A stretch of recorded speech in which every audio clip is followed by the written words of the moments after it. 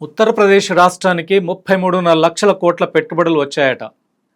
1,65,000 కోట్ల సెమీకండక్టర్ ప్రాజెక్టులు, 40,000 కోట్ల పెట్టుబడులు, 18,000 కోట్ల విలువైనటువంటి పరిశ్రమలు. ఇది వింటే ప్రపంచంలోనే అతిపెద్ద పెట్టుబడుల గమ్యస్థానంగా యూపీ మారిపోయిందనిపిస్తుంది కదా.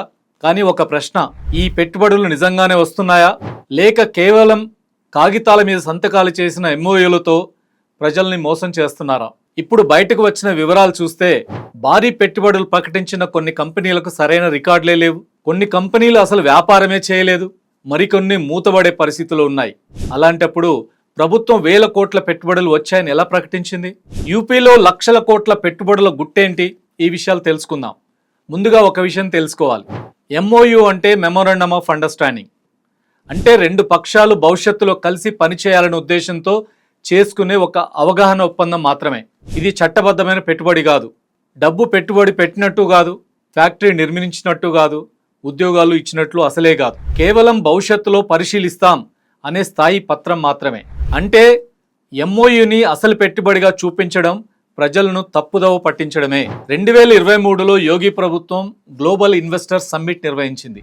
ఆ తర్వాత 33.5 లక్షల కోట్ల పెట్టుబడులు వచ్చాయని ప్రభుత్వం ప్రకటించింది.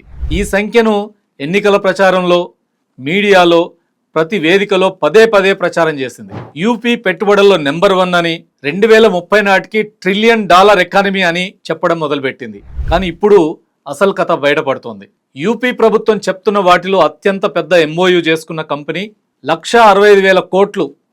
ఈ కంపెనీ పేరు ఆర్జీ స్ట్రాటజీస్ గ్రూప్.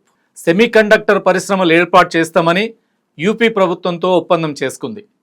కానీ విచారణలో తేలిందేమంటే ఆ కంపెనీకి భారతదేశంలో సరైన కార్పొరేట్ రికార్డు కనిపించట్లేదు. అంత భారీ పెట్టుబడి పెట్టే సంస్థకి స్పష్టమైన ఆర్థిక వివరాలు కూడా లేవు. ఇలాంటి సంస్థతో ప్రభుత్వం లక్షల కోట్ల ఎంఓయూ ఎలా చేసుకుంది? మరో కంపెనీ, దీని పేరు 2BE educate India private limited. ఇది 18,000 కోట్ల పెట్టుబడులు పెడతామని ప్రకటించింది. కానీ ఆ కంపెనీ ఇప్పటివరకు ఒక్క బ్యాలెన్స్ షీట్ కూడా ఫైల్ చేయలేదు.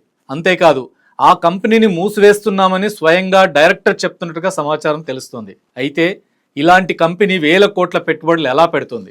ఇంకా ఆశ్చర్యకరమైన విషయం, కేవలం 600 మంది విద్యార్థులున్న ఒక విద్యా సంస్థ 40,000 కోట్ల పెట్టుబడి పెడతామని ఎంఓయూ చేసింది.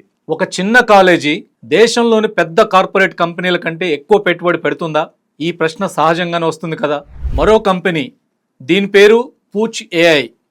ఇది 25,000 కోట్లతో గతంలో చేసుకున్న ఒప్పందం కొలాప్స్ అయిపోయింది. దీనిపై చాలా ప్రశ్నలు వచ్చాయి.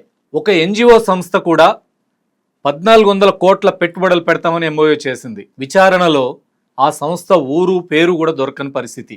అసలు ఈ ఎంఓయూలు చేసుకునే ముందు యోగి ప్రభుత్వం ఆ కంపెనీలను పరిశీలించిందా, లేక కేవలం సంతకాలు చేసుకుంటే చాలని అనుకుంటుందా? ఇదే అసలు ప్రశ్న.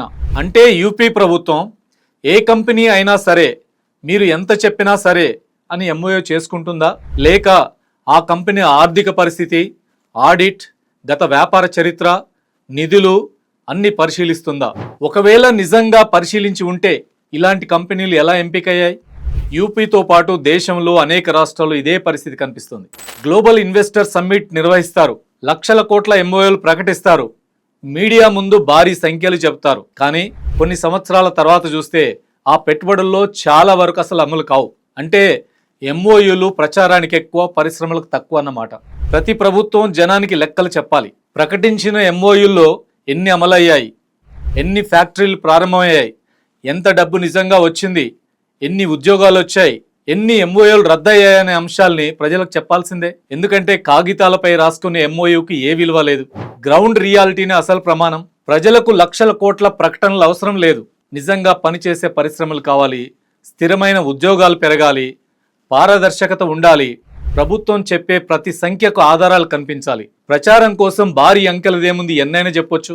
కానీ కర్మాగారాలు నిర్మించడం, ఉద్యోగాలు సృష్టించడం మాత్రమే నిజమైనటువంటి అభివృద్ధి. ఏమంటారు?